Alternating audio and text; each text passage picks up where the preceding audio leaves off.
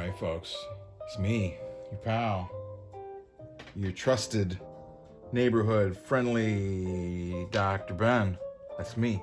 Relaunch. We're doing it. Here it is. Now we're doing a review. We haven't done a review in a minute, and we're gonna go over the first comic books that I have ever bought. This is not the first comic book I bought. I bought this a couple years ago. I think maybe last year or the year before. But this is what initially world's greatest comic book magazine, Fantastic Four, issue number 120. 20 cents. 20 cents back in the day. From the darkest reaches of nowhere he comes. The Airwalker. Look at that dude. Oh man, he's just walking on air. Bet he had a pair of Airwalks. Ah, you kids don't know nothing about no Airwalks today, do you? But no, this was like one of the first comic things I ever saw, because there was a big poster of this in my my grandparents' garage. Right, we go over to grandparents' house and go over there, go swimming. They had all their stuff in the garage.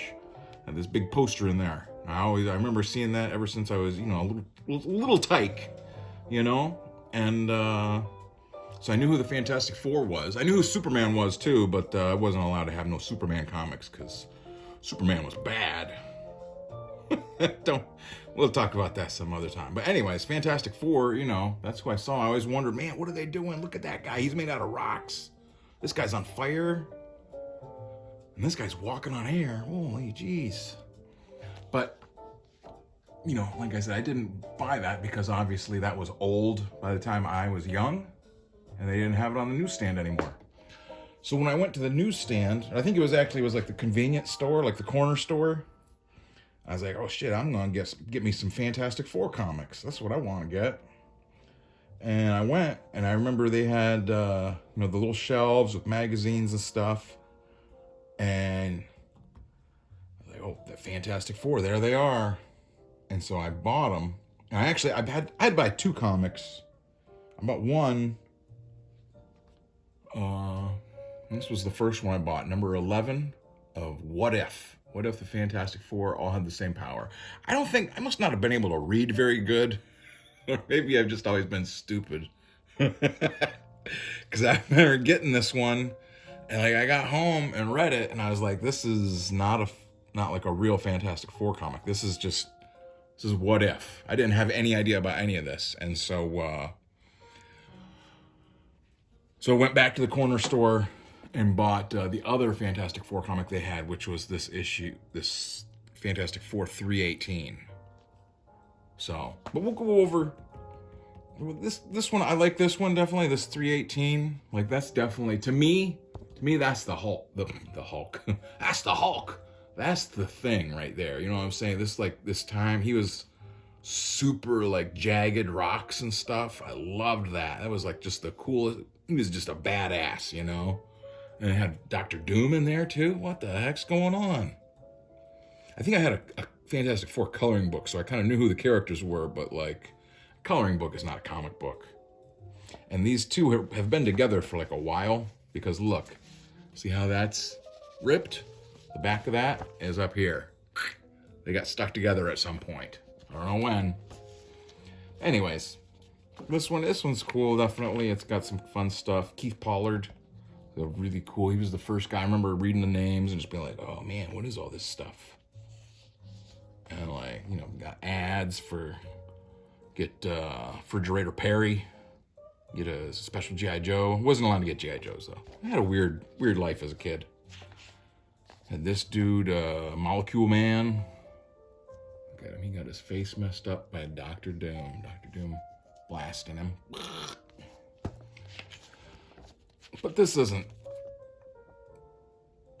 what I'm saying? This wasn't the first thing. The first thing was this Fantastic Four. And this thing is just it's so nuts. This is the better of the two, because this other one is cool, but this one is like a freaking mind bender, You open it up, Greetings, my friends. We have gathered together in this place many times to speak of those worlds a whisper away, yet a universe removed from the place you call reality. Times past, I have shown you how the capricious whims of fate would have treated the heroes you know as the Fantastic Four. In one reality, they were joined early in their careers by Spider-Man, a union which led them on a path untrod in your dimension. In another, the cosmic rays granted them far different powers, and they fought crime as Dragonfly, Ultra Woman, the Mandroid, and Big Brain. I thought that's pretty. Those guys look really cool, actually. And in still a third, they were granted no boon at all and spent the remainder of their days as normal human beings. But there is an infinite number of variables in the multiverse where destiny has taken unexpected turns. Come and I shall show you 4 more. This is Jim Valentino doing script and pencils. Phil Felix letters, Tom Vincent colors, Craig Anderson edits, Tommy DeFalco, Watcher-in-Chief, Stan Lee and Jack Kirby, soul and inspiration. One of the things that's kind of cool is it's 4 separate stories, right? And each of them is inked by a different person, so it kind of gives each of them a little bit different feel or vibe or whatever. This one's inked by Chris Ivey. What if the Fantastic Four all had the same power as Human Torch? And, he talks about it. This is what I'm saying. This was the first one I read, and I was just like, what is going on? They all have the power of the torch? I understood, obviously, that, who these people were. The Human Torch was on fire, Thing, the rock guy, the invisible girl, and Mr. Fantastic. It was fun. But so it explores all these stories.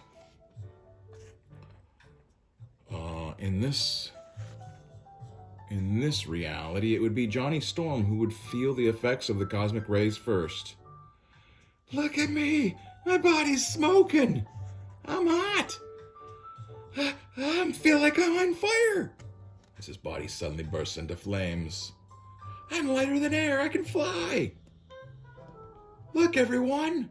I can fly! Johnny! And of course, the rest of them all start sweating and getting hot, and they've all become flaming freaks. Flaming freaks. There they are. All 4 of them were on fire. So it came to pass, even as Ben Grimm had observed, I just lost my place, that each possessed the unique ability to become a being of living flame. And the Fantastic Four of time of this reality became a group founded in fire. And, it kind of goes through pivotal moments, fighting the Mole Man monsters, And all of it is, narrated by the Watcher. So that's I was like, oh, this the Watcher, he's got a big head, and he's cool, okay. Showed how all these different things were different when they were turned into fire.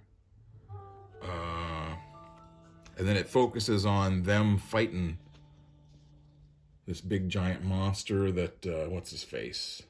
Miracle Man? Is that the same guy in this one? No, the other one's Molecule Man. Miracle Man. Wait a second, I thought Miracle Man was in DC. Anyways. Yeah, look, it says he calls him Miracle Man. I can't remember. And he doesn't really make sense in this, but, they're like a super team of flaming freaks. And, they're going out, flying around on fire.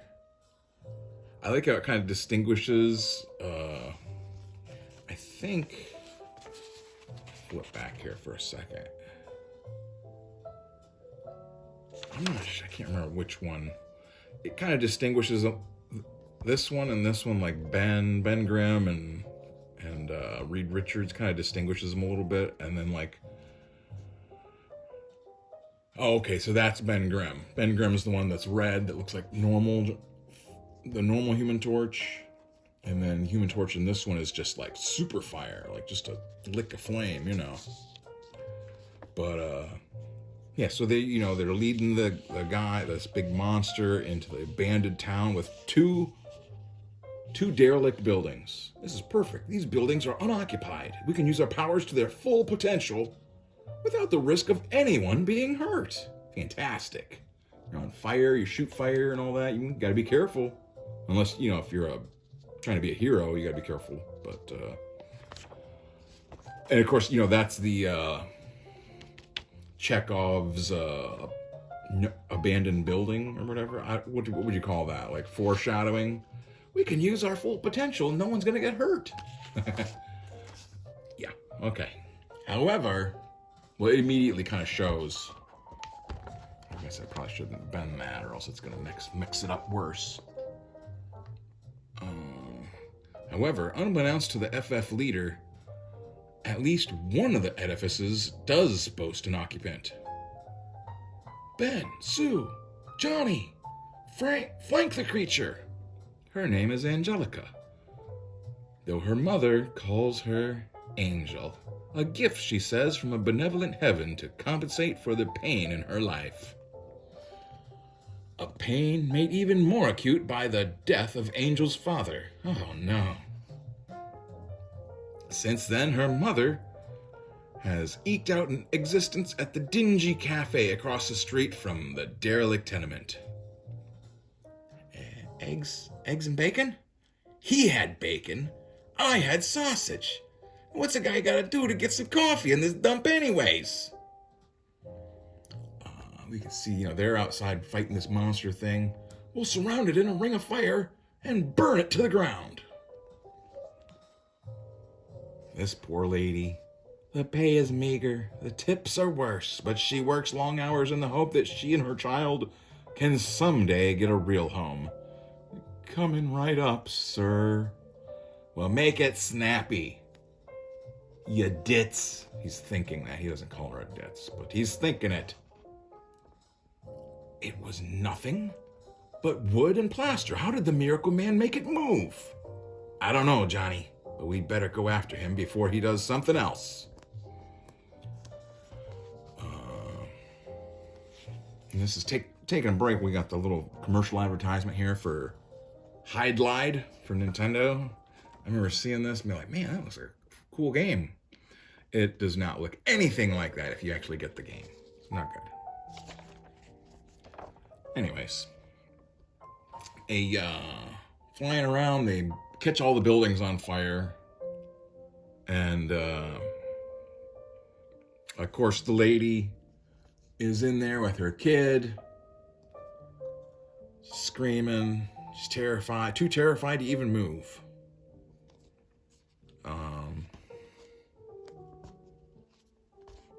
Oh, that's the babysitter. The babysitter is in there. The mother was over at work. She realizes the building's on fire. We can't let you go in there, ma'am. I must. My baby's inside. Don't you understand? We'll do everything we can, I promise. And, casting personal safety aside, a courageous firefighter enters the flaming edifice. An act of true heroism, repeated on a daily basis in every reality by men of his calling. Yeah, hey, shout out to firefighters going into burdened buildings to rescue people, animals, whatnot. Good job, guys. Guys that were running into the Twin Towers as they were smoking and collapsing, going in there to try and save people. Firefighters, good people. So they go off. Meanwhile, across town, Fantastic Four surround the Miracle Man in a blinding flash of their own luminescence. I can't say. Unaware that their simplistic notions of good versus evil are about to be irrevocably shattered by the arrival of a policeman. Fantastic Four, leave him for us. There's big trouble at that building he was just at. Without a moment's hesitation, the four are in flight. an unspoken fear clenching the pits of their stomachs, an unvoiced prayer clutching the depths of their souls. And Double Dragon? Forget about Double Dragon for now. They arrived to see black smoke billowing in the sky, and 2 buildings nearly consumed in the flames of their own making. Ben, Johnny, we 3 will try to contain the blaze by drawing the fire into our bodies. Sue, make sure that there's no one in danger. As the male members of the quartet seek to absorb the flame, their distaff member, I don't know what that means, comes face to face with its horror. He is swaying with the rhythm of his sobs, a scorched doll clutched tightly to his chest. The stench of burned flesh assails her nostrils, and she realizes that the charred, crumpled mass he kneels over can only be the body of a child. Oh, dear Lord, no. Like, this was like, I remember reading this and just being like, oh, geez. Like, it's like a, I don't know what you would call that, like emotional, but it's like, real world kind of things. Like, it's a charred baby. Oh, it's horrible.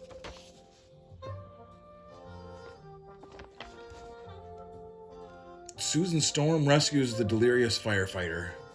Too late. You're too late. Oh no. Only to face the righteous fury of an anguished mother. Murderers! You killed my baby! You killed her! She accepts the indictment without protest, will bear its responsibility to her dying day. Although acquitted of any wrongdoing, the Fantastic Four went their separate ways. Susan Storm, racked with guilt, devoted her life to her deity as an act of contrition. Reed Richards threw himself into his inventions. Johnny Storm, unafraid of fire, went on to become a world-class race car driver. After an extended period of mourning, Ben Grimm took on the mantle of the Human Torch and joined the Avengers as that group's first recruited member. From this world, Johnny Storm never entered the Bowery Flophouse where he found the Submariner, and Captain America was never awakened from his cryogenic slumber. And there are yet other realms. Captain America was never found? Submariner was never found? What? You know what I'm saying? I'm just like, it was just like, did they call it the multiverse at the beginning? Yeah, he called it the multiverse. So that's what I'm saying. This is the first comic I really bought and read. And it was just, immediately just throws you into the multiverse, and like the other universes, I mean, horrible, terrible things. This one is inked by Hilary Barta. And this one, What If the Fantastic Four all had the stretching power of Mr. Fantastic. And each of them, all these stories are all introduced by the Watcher. I really like this one because it keeps coming back to him for each different part. We really get to see the Watcher is like a real character, you know what I'm saying? Like he's not just like a plot device or whatever. He's like watching all this stuff, seeing everything. Walk with me now as we examine yet another of the infinitely possible alternate realities. For as the world just shown suffered through its tragedy, other planes of existence trod a far different course. Take, for example, the world I'm about to show you. A universe wherein fate's more whimsical nature came into play. A reality that answers the question, what if the Fantastic Four had the stretching power of Mr. Fantastic? Begin our story once again shortly after the fateful crash of their rocket.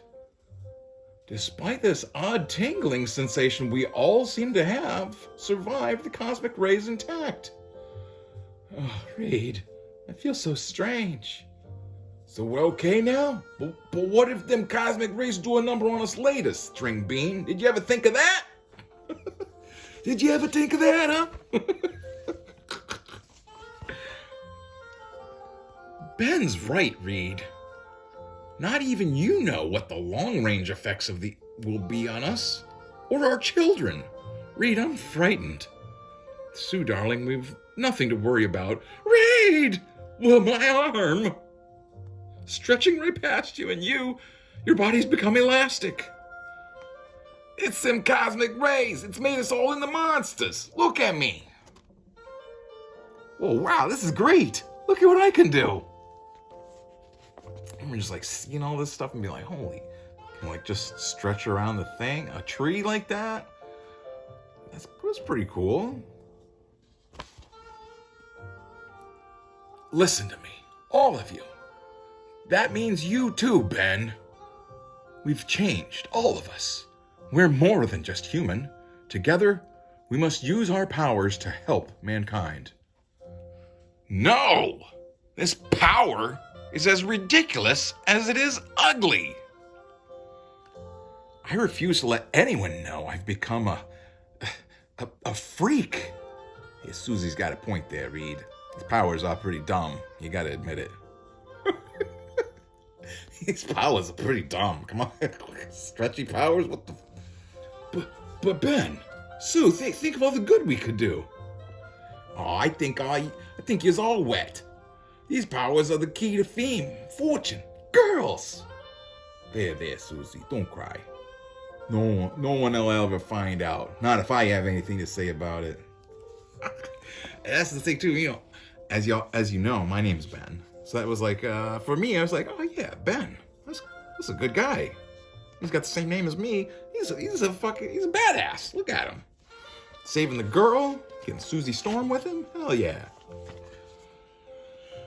And thus, in this reality, Fantastic Four never came into being at all. Each member of the quartet went his separate way. Through a simple gesture of sympathy and a mutual agreement about their unwanted power, Ben Grimm and Susan Storm found one another. And neither would ever use their ability to stretch their limbs again. Reed Richards used his unique abilities only to aid him in his laboratory, his passion for science compensating for his now lost sweetheart. And Johnny Storm, the only one to go public with his strange new abilities, found fame he had long craved as an entertainer called Mr. Fantastic. Like...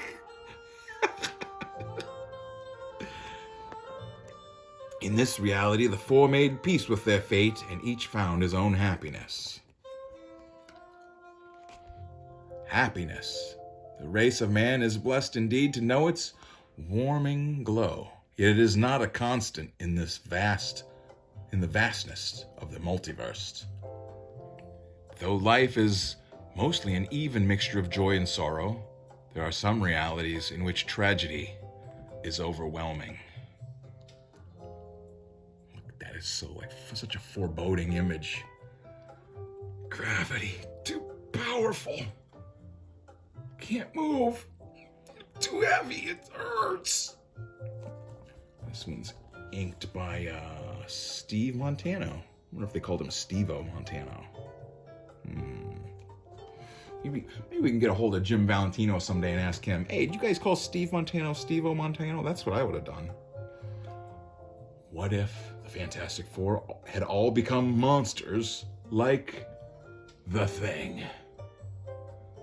Already, you could tell this one is not. He's already telling you this one's going to be a tragedy. It's going to be overwhelming. Something's happening to me. I don't feel right. My body's changing, growing. I'm turning into some kind of thing. Look at what you did to me, Richards. I'll have your head. No, you won't. I warned you about those cosmic rays. You couldn't wait till we got the shields installed, could you, Einstein? So sue me, Grimm. Now you're a monster too. Oh, I guess that you're supposed to read that and then that. Now you're a monster too. So sue me, Grimm. Nah, I got a better way to deal with you. Oh yeah? How? Like this. Wham! Buddy, you just made my day. Stop it, you two. Stop it. Neither of you are thinking clearly. I've been waiting a long time for this, Grimm. Oh no. It's happening to me too. We've all been turned into monsters, Reed. You, me, Ben, Sue. Where's Sue? Oh, dear Lord. Oh, Sue.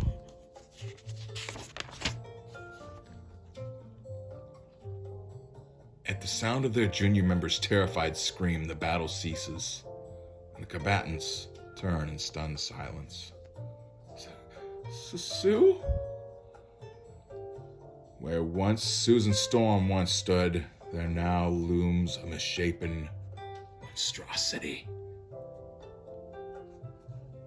For those of you that don't know, that is the man thing. Now apparently a woman thing, but anyways, Susan Storm turns into the man thing. Sue, is that you? Can you talk? I don't think she can anymore, Johnny. Susie? You look into her fire-red, moss-encrusted eyes and see no spark of recognition, no sign of intelligence. She was one of the most beautiful women I ever knew. And now, we must get her back to my lab. Oh, sure, with us looking like this. We must, Ben. It's up to us to protect her now. Oh, Sue. So they somehow get back to the city, Midtown. So far, it's been a quiet, uneventful night for Officers McVeigh and Dickens, so far. Hey, would you look at that? What is it now? Good Lord. What do you think it is? Some kind of publicity stunt for a new monster movie? Probably, yeah, but let's not take any chances. Yeah, all right. You guys hold up. I want to see some ID. I said halt. Halt this. Holy cow. Sweet Mother Mary. Now then, gentlemen, you were saying? Yeah, so what do you want to say? We call in on the National Guard on this one, Joel. Sounds like a plan to me. Come on, I know a shortcut through here. But Reed, what about those cops? Forget them, kid. They're scared stiff of us. Hey, didn't you see the way they ran when I smashed in their hood?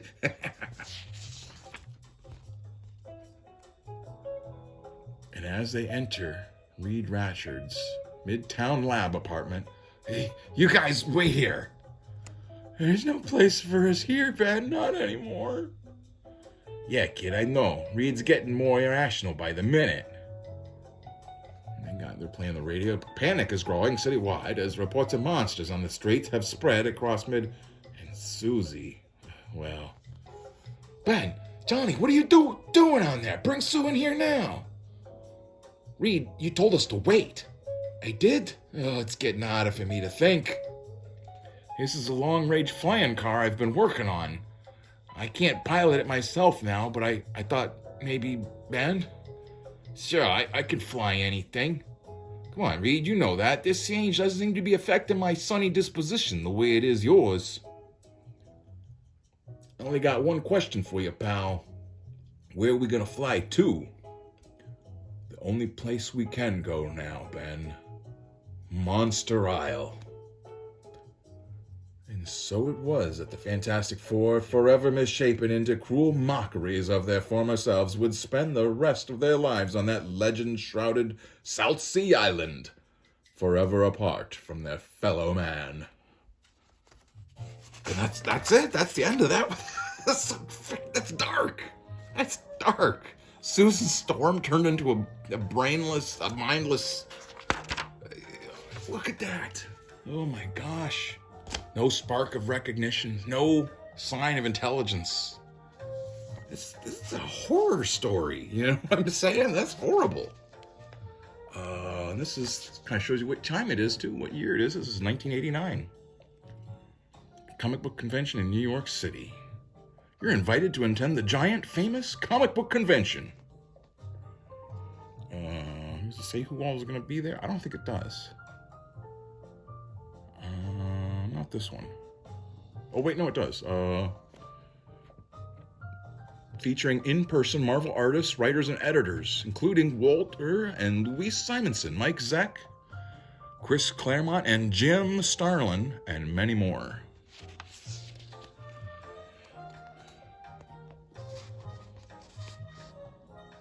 There is yet one more alternate reality I would show you. It is a world in which the four would not become outcasts of society, but protectors of freedom. This story begins here in the building that houses the United Nations. As in your world, this organization represents one of the reality's best hopes for peace. Bullshit. And unsuspected by the delegates which fill its hallowed halls, its basement houses the headquarters of the newly formed agency called SHIELD. It tells you what SHIELD stands for. Supreme Headquarters International Espionage Law Enforcement Division. Okay. What does SHIELD have to do with the Fantastic Four? A great deal, as you will see when I answer the question, what if the Fantastic Four shared the powers of the Invisible Woman? This one's inked by Jeff Albrecht. This one, they work for, look, we got Nick Fury's in here, leader of SHIELD or whatever, commander of SHIELD, whatever he's called. Colonel Fury is what they call him. And her name is Susan Storm. She is the Chief Dispatch Officer in charge of internal communications. Code Red. Repeat. Code Red. Priority 1 call to Reed Richards. Johnny Storm. What does it say? Oh, and then they send somebody to go get Ben Grimm. I said there's a priority 1 call for... I heard you the first time. I was just trying to ignore you. In this reality, when Reed Richards' experimental rocket crashed to Earth, CIA agent Nick Fury was waiting for them. The four were taken to CIA headquarters where their powers were discovered and developed. Each was assigned a special duty based on his civilian area of expertise. They were asked by Fury to help in founding a new governmental security agency called SHIELD. They're definitely all about promoting SHIELD and the CIA. Kind of weird. Okay. We got the bulletin. Stan's soapbox. Let's see what Stan Lee is saying. You want to say that? Let's take a break and see what old Stanley Lieber's got to say. I'm not going to ask you to try and read that. I'm going to try and read it. Give me a second here. Okay. Stan's soapbox. Well, the way I see it, what's the point of having me at your beck and call with these senses-staggering soapboxes if they don't give you some top priority news before the rest of the world gets it? Well, I finally learned something that might be considered a scoop. So this is as good a time as any to share with you. But remember, it's secret information. Very hush-hush. And extremely privileged, so don't go blabbing it all over town. If any DC converts happen to be reading this over your shoulder, crumple it up and swallow it before the poor misguided souls can realize what's happening. I mean, it's the least you can do for the bullpen that loves you. So much of Ben Grimm is like an alter ego of Stan Lee, you know? Like, Stan Lee was obviously the creator of the Fantastic Four. It's like, you know, he put so much of himself into the characters, but just little pieces, little parts here and there. Okay, now here's the skinny. I'll try and get that a little bit bigger. Here's the skinny. I happen to be wandering around the hall at New World Television, lost as usual, when Mary Markle Levine, one of my favorite TV vice presidents, popped up and yanked me into his office, telling me he had some exciting news. It seems he had just heard from the top brass at NBC TV that they decided to air 2 additional Incredible Hulk TV movies. Here's the best part of all. Wait till I tell you this. Wait till I tell you the titles. The first 2-hour spectacular will be called The death of the Hulk. How about that? Now you're probably wondering what the second show can be after we've killed our rollicking Rampager in the first one. Well, there's really only one possibility, isn't there? I mean, what else could it be but the rebirth of the Hulk? Those may not end up being the exact titles, but they give you the idea. And you'll have it, and there you have it, the advance announcement of the year. Think how you'll impress your friends and confound your foes with this priceless bit of tantalizing trivia. But don't embarrass me with your lavish expressions of gratitude and appreciation. Just be with us again next-ish, because it's lonely out here without you. Excelsior! Stan! And then it's got a profile of Marie Javins, the editor. Okay. Girls can be editors? What the heck? So the rest of the story, they all have the Invisible One powers. So like force fields and turning invisible, obviously. Okay. So the story in this one is this Yoo-hoo says that if we don't turn you over to him, Richards, he's gonna fry everyone in the building. Did he give a name, Colonel? Yeah, real corker, too. Called himself Doom, if you can believe that. Doom? Victor Von Doom? I knew him in college, a brilliant student, but careless in his impatience. An experiment of his went awry and disfigured him. It drove him mad. He blamed me for its failure. I'll surrender to him at once. Not without some help, you won't. Oh, okay, so see, he says, all right. All right, Doom, I've acceded to your demands. I'll be your prisoner. And he's thinking, but you'll live to regret challenging S.H.I.E.L.D. The other ones are all there in an invisible bubble as he climbs up the ladder to Dr. Doom's helicopter. They go to reach my kingdom and your death in a matter of moments, Richards. Your home is a castle. Of course. Am I not absolute monarch of Latveria? As my nation's ruler, my word here is law, and my word is that you be put to... What? The alarm! Intruders! Then the rumors of your invisible quartet must be true. Let's first dispose of you, my old friend. A trapdoor! And then your allies. So they're all running around doing their invisible force fields, and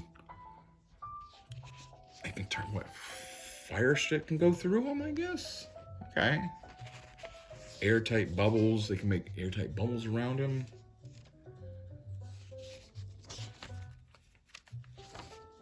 They're all fighting, doing this and that. It's a good... I'm not going to read every single, you know what I'm saying? You go buy the comic yourself. You know what's going on. They're fighting each other. They beat up Dr. Doom. And they got him.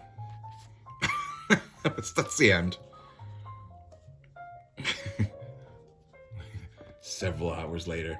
I'm telling you, I don't give a flying fish about your diplomatic immunity. Colonel Fury, back off. No way, Richards. I've been battling two-bit would-be world beaters like him since the big one. You're on UN soil now, Doom, and that means international soil. Your diplomatic immunity don't wash here, bub, and it don't wash with me. Now, get him out of here. I'm sick of looking at his ugly mug. You shall live to regret this, Fury. Yeah, I'm gonna lose sleep over it. And as for you four, what are you standing around here for? Waiting for me to pin a medal on you or something? Get back to work. I'll have gold brick. I'll have no gold bricking while I'm head of S.H.I.E.L.D. Yes, sir, Colonel Fury, sir. Hey, see ya, Nick. And so it went. 4 different worlds, 4 different fates. Each one could have been yours, had only circumstances been slightly different. A lesson in the nature of reality to ponder, my friends, until we meet again. That's such a Loved that image. You know, him like he's like picking up each of these little guys and thinking about that reality. But that's what I mean. Like that was my first real introduction to the Marvel universe. Was the multiverse. You know, that there's a infinite variety of realities, each one just a little bit different in some key point that changed things dramatically or drastically or whatever. Good stuff. Strap in for full throttle action. Sky Shock. But yeah, so that's what I'm saying. I got this one, I read it, and I was like, oh man, I got the wrong one. I just wanted Fantastic Four. And so, like I said, we went back a couple days or whatever, a week later. Got the this one. It's like, okay, let's see what the Fantastic Four are doing now then. And this one, you know, Victor Von Doom is there. I think he teams up with them kind of in this. Reed Richards is missing or something. They gotta go into the negative zone to find a race of Beyonders, or possibly the Beyonders we knew. So, you do not have Reed Richards. Without him, he will not survive, unless you allow me, his only intellectual superior, to take his place. What?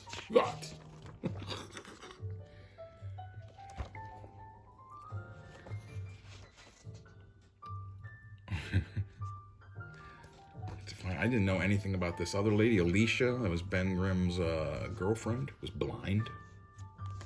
Couldn't see that he was made out of rocks. But this is a cool single issue, you know? There's all kinds of stuff. There's a time bomb or something that goes off that, it's actually, if you remember me talking about the 1963 series, it's like a lot of the stuff in this was kind of almost like echoed in that. Time bombs and the same image of a jet going into like a weird alternate reality dimension thing or whatever. And like it comes back to this. It's like it makes me think now of like a soap opera, because you know we have all this stuff going on, and then it's like, meanwhile, we Cuddlekins. He was the victim of a savage mugging, Miss Rosenberg.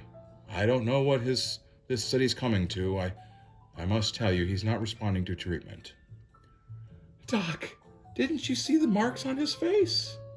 Yes, I've seen tattoos in my time. No, Doc. He's the Molecule Man. He doesn't need your treatments. He's fixed the universe. Yes, well, you should only stay 5 minutes. He doesn't believe me. Sweetie pie, just because you're not all muscles. But I know you'll be all right. The question is, what can happen to the universe while you're out for the count? And also this has Sherry. Yeah, this is what I'm saying, like I didn't know anything about any of this when I got this one, obviously. It's like, I'm still not even really sure what she is. She's like, is she like related to the Thing? She's like a girl version of the Thing. I don't know. What else? Oh, and they meet this dude, this Blastar. This guy shows up, breaks into their ship, and they're fighting. It's a fun book. Little bullpen bulletins. Oh, it's got stuff for what the profile of Bobby Chase. Fun stuff. Doom fighting this Blastar guy. That's a good image. I like that. He puts a collar on him. The collar contracts each time you use your power. Stop or die. Never. I'll blast you off. My armor can outlast you, fool. No, I can't be beaten. I am the one who cannot be defeated.